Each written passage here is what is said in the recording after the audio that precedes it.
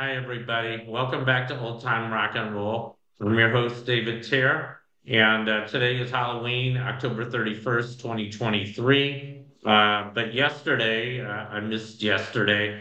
Yesterday was the birthday of this very famous singer, Grace Slick.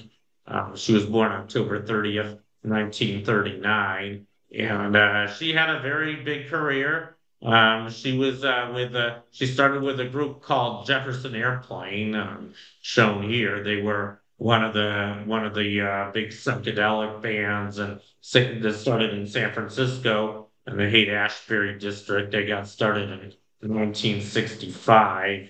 Uh, they remained the Jefferson Airplane until 1974, and their biggest album was this one called Surrealistic Pillow that came out in '67. That's what a lot of people call the Summer of Love. That was kind of the year when all the psychedelic bands formed, mostly in San Francisco, and of course Jefferson Airplane was one of them.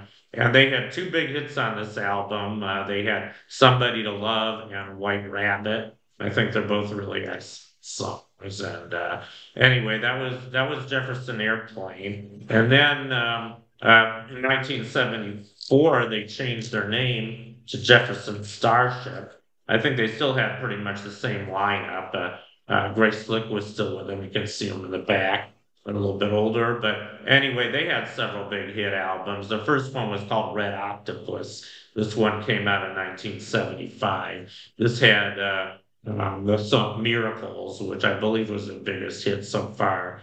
And then in '76 they had an album called Spitfire, and this one had another hit on it called With Your Love. And in '78 they had an album called Earth. This one had several hits on it, Count on Me and Runaway were a couple of them. And then in '79 they had an album called Freedom at Point Zero. This one had the hit song Jane. In '81 they had an album called Modern Times. I think that's very slick on the cover. And this one had a couple hits. Yeah, Find Your Way Back. It also had a kind of a funny song called Stairway to Cleveland or We Do What We Want. Kind of a controversial song. I really like it, but Rolling Stone, apparently, even the Rolling Stone magazine thought it was too controversial. They do swear at it, but I think it's a very funny song. And the next album was called Winds of Change. This one had the title hit Winds of Change. This came out in '82. And then they went through a third incarnation. They called themselves Starship in '85. There they are. And a lot of people said they sold out in the '80s. I didn't really see that so much. They said that they started as a big psychedelic band in the '60s, and now they had become really commercial. I think their music was still excellent. I don't know why a lot of people were saying this, but anyway, they had some big albums. The first big one was called Knee Deep in the Hoopla, and this one had I guess the first big hit for them is Starship was We Built This City. That's a song I really like. They're talking about how they got started in San Francisco, and it's really about how they got started as a rock band in San Francisco. Influential their music was. I think it's a really good song.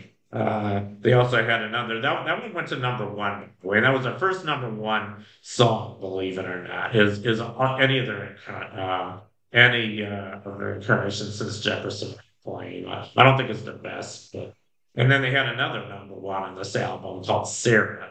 Uh, I don't think they were as good as Jefferson Airplane, but I think they were still good. And then they had one more album in '87, one more big album. This one was called No Protection. And this one had yet a third number one song on it called Nothing's Gonna Stop Us Now.